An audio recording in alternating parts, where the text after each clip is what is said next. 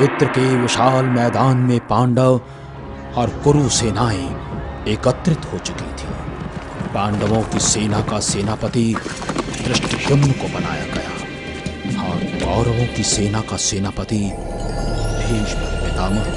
परंतु दुर्योधन को भीष्म के सेनापति बनाए जाने पर आपत्ति थी। मैं पितामह भीष्म को अपना सेनापति नहीं मान सकता। परंतु क्यों वत्स? वो अनुभवी एवं महापराक्रमी है और वृद्ध भी हैं। उससे बड़ी बात है कि उनके मन में विशेष अनुराग है। इससे युद्ध का क्या लेना देना मित्र? मित्रकर्ण, इस महायुद्ध में कब किसकी निष्ठा शत्रु पक्ष की ओर हो जाए ये कह नहीं सकते। वैसे अर्जुन पितामह का विशेष प्रिय है और युद्ध स्थल पर पितामह अर्जुन पर वार कर सकेंगे? क्या उनके बूढ़े हाथ पांडवों के सीने छलनी कर पाएंगे? मैं जानता हूँ योद्धा कुरु सेना के वीर गति पाए या फिर पांडु सेना की। मेरी पराजय तो दोनों ओर है, परंतु तुम ये मत सोचो कि मेरी निष्ठा पांडवों के प्रति प्रेम के कारण बदल जाएगी। मैंने तुम्हारी रक्षा का नहीं बल्कि हस्तिनापुर राज सिंहासन की रक्षा करने की प्रतिज्ञा ली है। उनके समर्थन के कारण दुर्योधन को बेमन से कौरव सेना की कमान पितामह को सौंपनी पड़ी और युद्ध आरंभ हुआ। युद्ध भूमि में शंख ध्वनि गूंज उठी।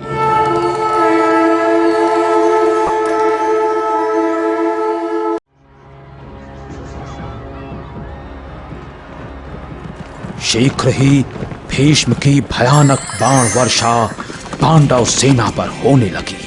आकाश बाणों की वर्षा में छुप गया। उन्हें आक्रमण करता देख अर्जुन सामने आया।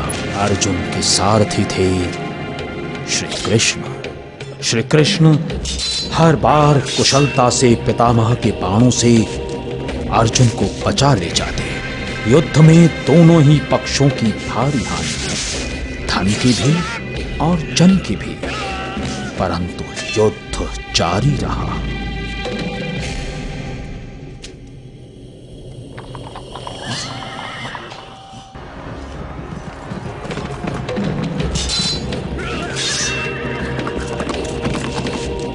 पितामह भीष्म अर्जुन के अचूक वारों को देखकर मन ही मन प्रसन्न थे। उधर अर्जुन के मन में अपने प्रिय पितामह के लिए भावनाओं का ज्वार उफल रहा था। श्री कृष्ण अभी सोच ही रहे थे कि पितामह भीष्म द्वारा चलाया गया एक तीर उनके कनपटी पर लगा और वहां से रक्त की धारा बहने लगी। उधर श्री कृष्ण क्रोध में तमतमा उठे। उन्होंने अपना सुदर्शन चक्र उठा लिया। यद्यपि उन्होंने युद्ध में अस्त्र न उठाने का प्रण किया था। उनके हाथों में सुदर्शन चक्र देखकर पितामह बोले, हे चक्रधारी मधुसूदन, मुझे क्षमा कीजिए। मैं अपने अपराध के लिए लज्जित। हे गंगापुत्र, तुम्हारी इस विनम्रता से मैं प्रसन्न हूँ।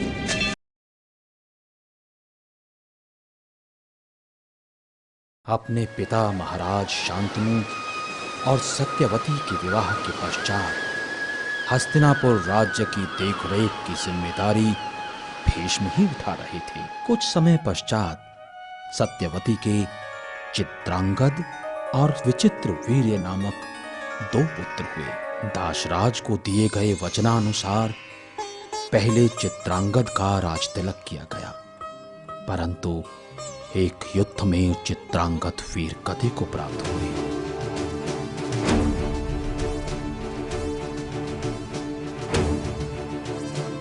तब महारानी सत्यवती के दूसरे पुत्र विचित्र वीर्य का राज्याभिषेक करवाया गया।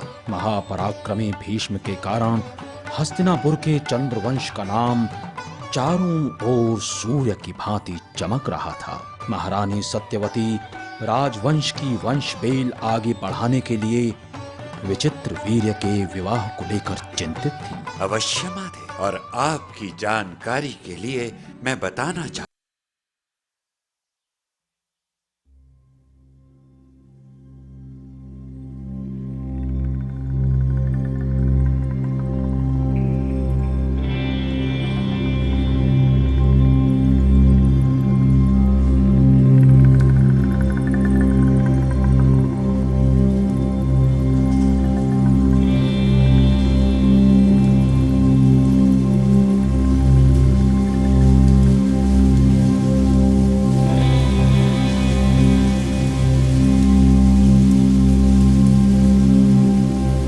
बलियों को चुनौती देता हूँ।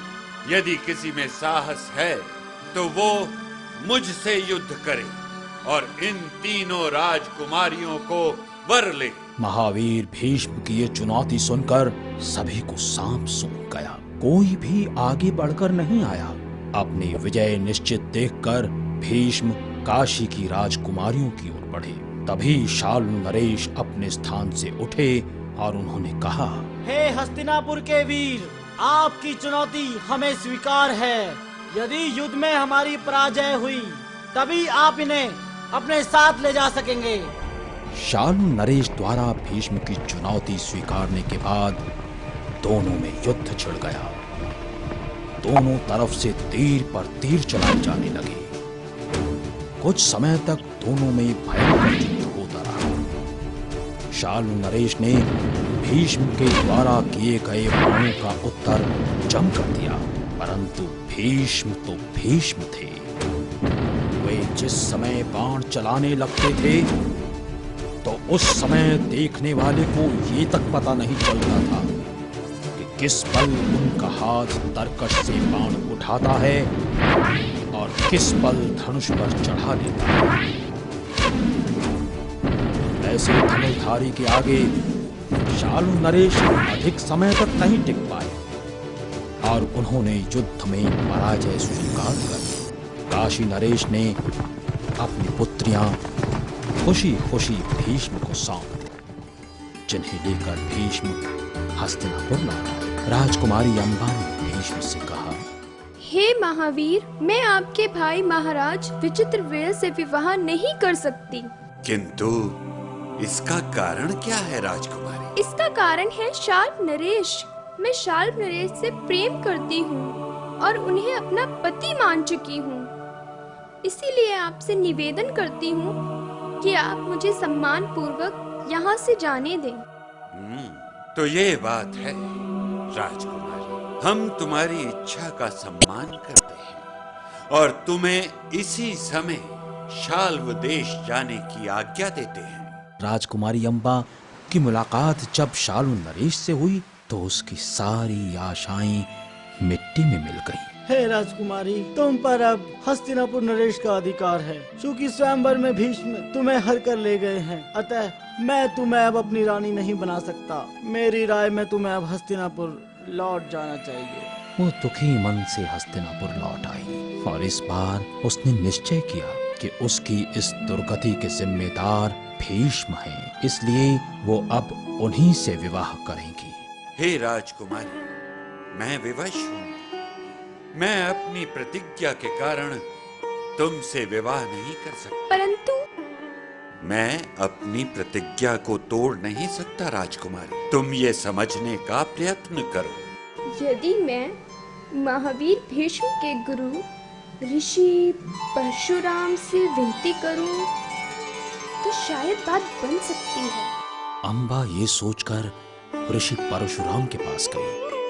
अम्बा की विनती सुनकर ऋषि परशुराम ने भीष्म को समझाना चाहा, किंतु परिणाम कुछ नहीं निकला। भीष्म अपनी प्रतिज्ञा पर अटल थे। उनकी ओर से निराशा हाथ लगने पर परशुराम क्रोधित हो उठे और उन्होंने भीष्म को युद्ध के लिए ललकारा।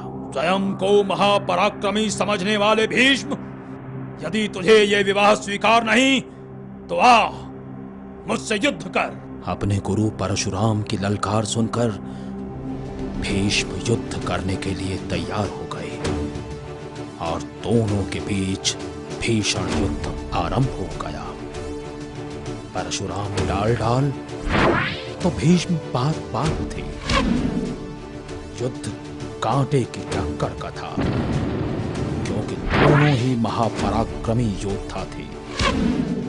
भीष्म यदि एक बाण चलाते तो परशुराम उत्तर में 2 बाण चलाते, परंतु उनके बाण भीष्म का कुछ नहीं बिगाड़ सके, क्योंकि महाराज शांतनु का दिया वरदान भीष्म के साथ था।